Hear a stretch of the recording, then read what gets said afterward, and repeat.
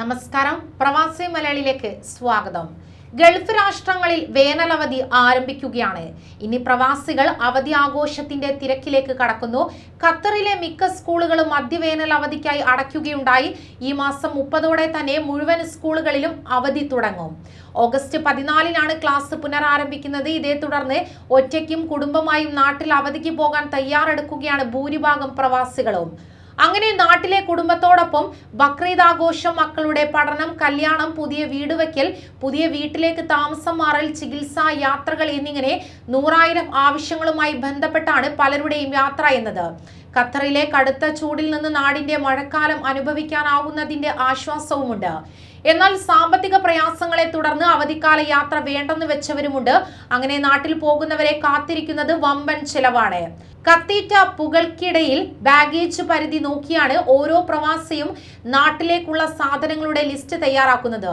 4 അംഗ കുടുംബമാണെങ്കിൽ വാങ്ങിയ സാധനങ്ങൾ ദോഹയിലെ മുറിയിൽ ഉപേക്ഷിച്ചു പോകേണ്ടി വരില്ലെന്നതാണ് സമാധാനം.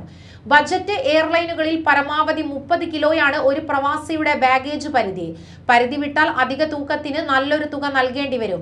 ചില ബജറ്റ് എയർലൈനുകളിൽ ഒരാൾക്ക് ബാഗേജിൽ 2 പെട്ടിയോ അനുവദിക്കുകയുള്ളൂ. കയ്യിൽ ലാപ്ടോപ്പ് ഉൾപ്പെടെ പരമാവധി 10 കിലോയ്ക്കാണ് അനുമതി.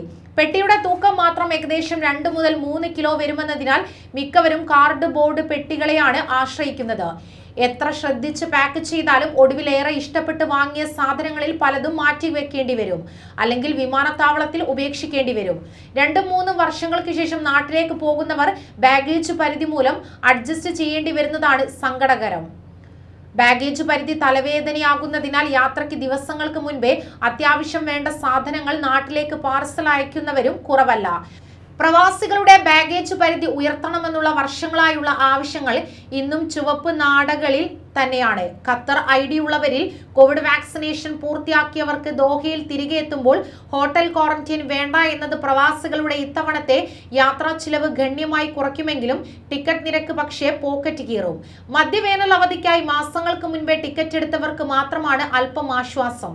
അതേസമയം ഈദ് ആഘോഷത്തിനായി നാട്ടിലേക്ക് പോകാൻ തയ്യാറെടുക്കുന്നവർക്ക് നല്ലൊരു തുക, പ്രത്യേകിച്ചും 4 അംഗ കുടുംബത്തിന് ടിക്കറ്റിന് മാത്രമായി നൽകേണ്ടി വരും. കൊച്ചി, കോഴിക്കോട് വിമാനത്താവളങ്ങളിലേക്കാണ് നിരക്ക് കൂടുതൽ. ഈ ആഴ്ചയിലെ ടിക്കറ്റ് നിരക്ക് സാധാരണക്കാർക്ക് താങ്ങാൻ കഴിയില്ല. ജൂലൈ 1-നും 13-നും ഇടയിൽ ദോഹയിൽ നിന്ന് നാട്ടിൽ പോയി തിരികെ എത്താനും ബജറ്റ് എയർലൈനുകളിൽ ഒരാൾക്ക് ഇക്കോണമി ക്ലാസ്സിൽ 72,000 മുതൽ 76,500 ഇന്ത്യൻ രൂപ വരും. നാട്ടിലേക്ക് മാത്രം 36,000 മുതൽ 47,000 ഇന്ത്യൻ രൂപയാണ്. ജൂലൈയിൽ ദോഹയിലേക്കുള്ള ടിക്കറ്റ് നിരക്കിൽ അല്പം കുറവുണ്ടെങ്കിലും അവധി കഴിഞ്ഞ് പ്രവാസികൾ തിരികെ എത്തുന്ന ഓഗസ്റ്റിൽ ദോഹയിലേക്കുള്ള നിരക്ക് കൂട്ടും. കൂടുതൽ വാർത്തകൾക്കായി ഈ ചാനൽ സബ്സ്ക്രൈബ് ചെയ്യുക.